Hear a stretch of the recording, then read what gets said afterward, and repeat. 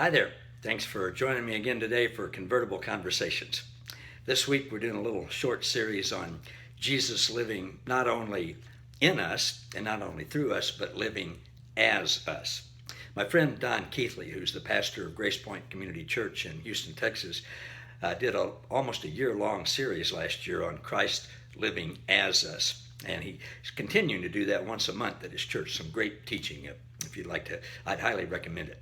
But today we're talking about Christ living as us and serving. Now, serving is certainly something that's been a part of Christianity from the get-go. It's something that Jesus did, and Jesus, encouraged his disciples and his followers and everyone to do.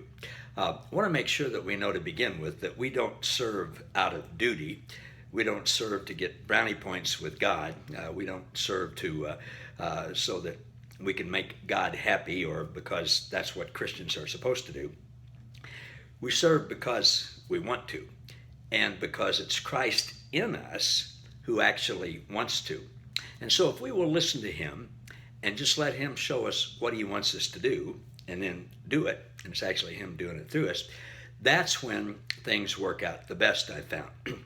And most of the time, that serving is in an area where I wouldn't particularly choose to do that myself. That's something that I found out. And I want to give you an example. From 1974 to 1982, I owned some music stores and did some other things, but I also had a nightclub.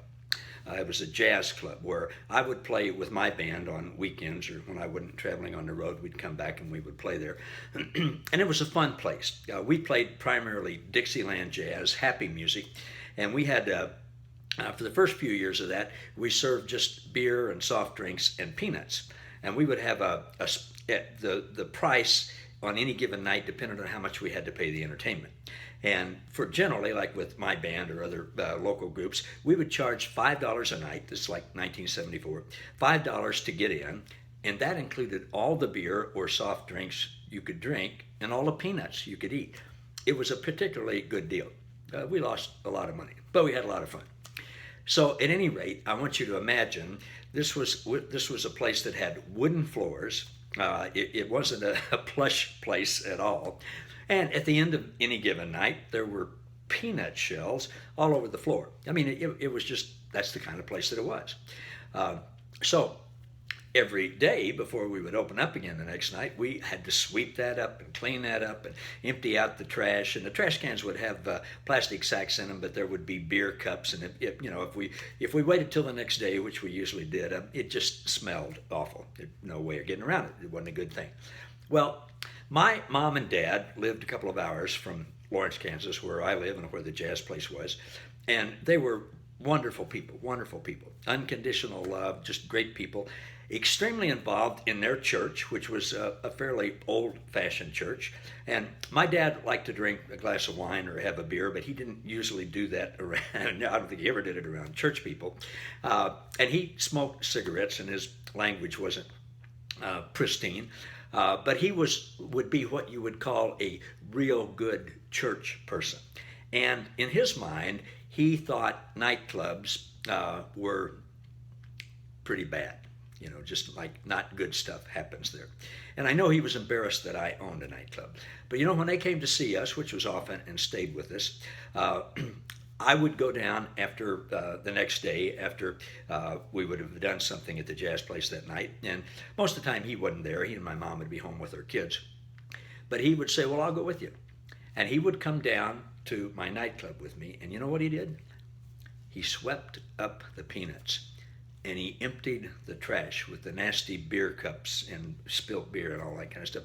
Never complained. He just went and started going to work, and I had stuff to do too, and he literally was just serving me. Now, he could have, and there were times when that did things like this, say, I'm not going to set my foot in a place like that, or I'm not going to serve somebody because what they're doing is wrong, or I think it's wrong. So that's what I want to talk about in service. Certainly there are ways that we can serve, like at a soup kitchen or food pantry or different things like that. And those are good things. Those are wonderful things to do. It's wonderful to serve at church. I think it's also wonderful to serve wherever Jesus wants us to, with friends or family, even who are maybe doing things or believe things that we would choose not to do and that we think are not right. Now, I'm not saying go look for a place like that and go in and serve somebody, although we did at one time go around to different this was years after I sold my nightclub. We went around to different nightclubs and bars in town on Saturday morning and said, "Hey, we're here to clean your restrooms." And we just went in and cleaned them for free and said, "Hey, thank you very much." And the stunned owners would sometimes say to us, "What's going on?" We said, "Hey, this is the kind of stuff Jesus does.